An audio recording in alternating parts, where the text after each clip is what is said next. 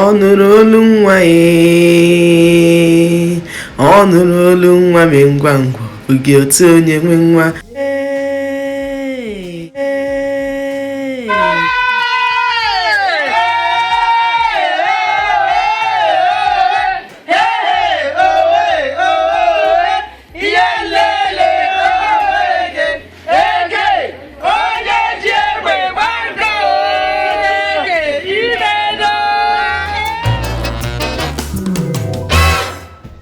Hello guys, and welcome back to my YouTube channel. My name is Ijoma Mado. I am a mom and I live in Zurich, Switzerland. So if you're stopping by for the first time, thank you so much for joining me today. I really welcome you and I really do appreciate it. And to my older returning subscribers, thank you so much for your support, for encouraging me. Your words of encouragement, they keep me going, so keep them coming by always dropping your comments and your thoughts in the comment section. Okay, so today's video, let's get right into it. As you all know, in Africa, especially in Igbo land, we practice what we call communal lifestyle, meaning that everybody, we are our brother's keeper. When you talk about being your brother's keeper, almost everybody in Igbo land, especially in the villages, presently things are changing. It's no longer what it used to be, but some traditions still remain what they are. And one of those traditions is celebrating a newborn baby. I mean, everywhere in the world, newborn babies are always celebrated. If we don't celebrate birth, what exactly are we celebrating? If we don't celebrate the birth of a child, what exactly are we celebrating? What then is the essence of life? We have to celebrate their coming in because they are the ones that will take over from the older generation. Of course, so like here in Switzerland, and every other place, when a woman gives birth, people come to welcome the child. They bring gifts for the mom, they bring greetings, different things. Some bring cash, some bring flowers, some bring clothes for the child. It's all the same thing. And in Igbo land, I am here to share with you how we celebrate the birth of a child. First of all, if a woman should give birth, like let me say if I should give birth, I wouldn't go out to tell my neighbor I gave birth, and I wouldn't go out to tell someone beside me that I gave birth. Neither will my mom even do that. Look, there is a tradition of how she would announce it to the community.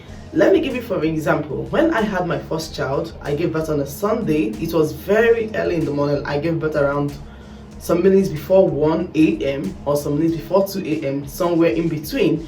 So it was already late. My husband called my mother-in-law and told her I have given birth. At that time, she couldn't do anything. She can't tell anybody, or she can't go ahead with this tradition of informing the neighbors that I have given birth. So she just thanked God and said her prayer and then went to sleep. So early in the morning, around 6 a.m. she woke up, or 7 a.m. depending on when she woke up. She woke up and then said her prayer as well, and then beckoned on the neighbors through this song. I will play it right here. You will see my mom singing it with her own co-wives. In this is my mom singing this song with her own co-wives. So the moment she sings that song, everybody will keep their ears alert.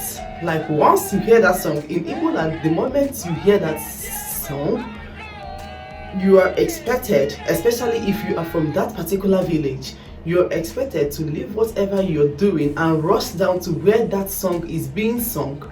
So the moment this was on a Sunday morning, so people were going to church. She then came out and then prayed and then sang. The moment she sang, everybody listened, and the question came because she told me, because many people back then didn't know I was pregnant, and that year co-wives had children. My first one had a child and the second one had a child. So when they heard the question was, where is this song coming from?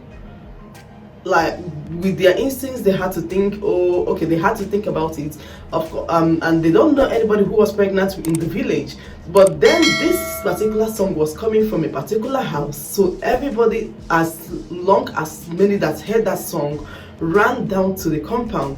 They joined in the chorus, then they joined in this song, And towards the end, they all kept quiet because they didn't know if I gave birth to a boy or a girl, until my mother-in-law now said, Onye Jiegbe, Bango. And that it tells them that I gave birth to a boy. And all of them joined in this chorus. Listen to this song. This is my mom singing the same song with her own co-wives when I had my second child. So the moment they all heard that song, they then asked, oh, who gave birth? Now look at it. They wouldn't ask who gave birth. They would join in this chorus. After singing, they then ask who gave birth. That is to tell you, this is how we celebrate it. This is the beginning of the celebrations. So the moment they finished singing, they then asked who gave birth. They said, oh, Ijoma gave birth. She was like, wow. They were like, wow, was she pregnant? Oh, she was pregnant before she left. Oh, we didn't know. And then the celebration continued, because I have shared it here in the past.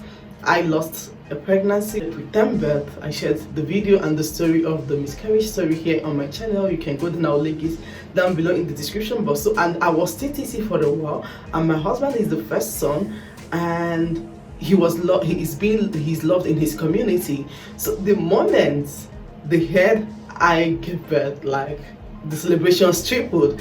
And my mom on her own part, remember I said it on a Sunday, she said that if she should start celebrating now, it means she wouldn't go to church.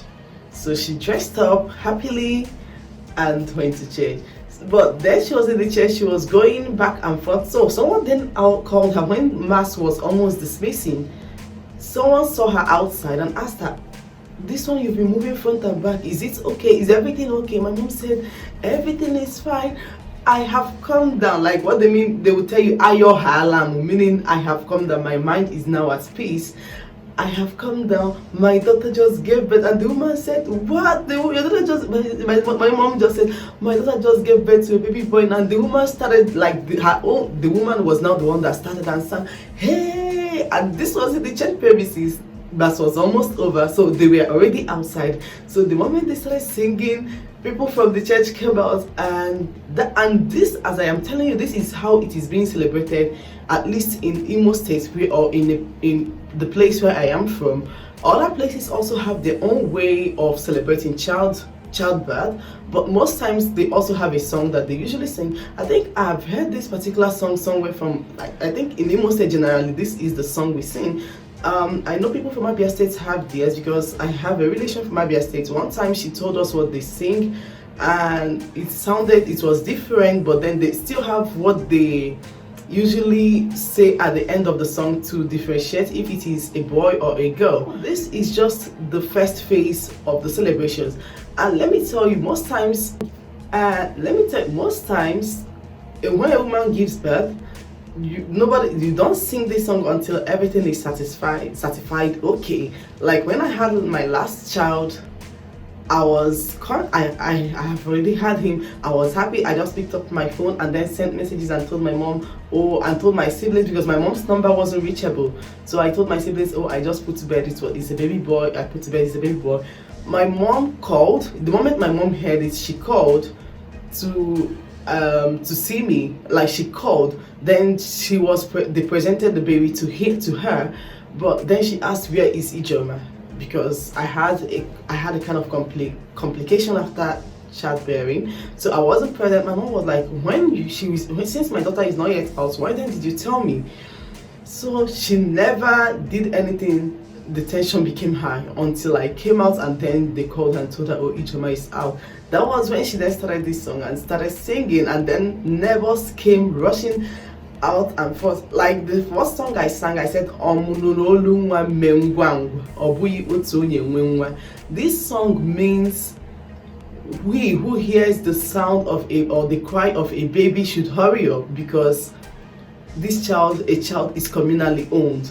Meaning, a child doesn't just belong to one person. Like in Igbo land, it's just like when in Igbo land you hear is a common saying, meaning that everybody is expected to join hands to train this child. You're not just going to train her alone, especially in terms of moral standards and in terms of moral and character upbringing. or when you see a child, like they'll tell you, when you see a child doing something bad, always try to caution the child, always train her the way he or she should, tell her the right path she should follow. That is exactly what this song is saying. Now, a child is communally owned. So then you hear, that was the first song I sang, I mean the preamble to this video. That is what it means. I should have translated it earlier, I know, but pardon me, I hope it's not a problem for you. That is how the women celebrate their own path. And then when these women come to your house to celebrate with you, it's expected that you give them something. If you listen to the end of this video, I'll play it right here when I'm editing it. It says, when they were about leaving, my mom said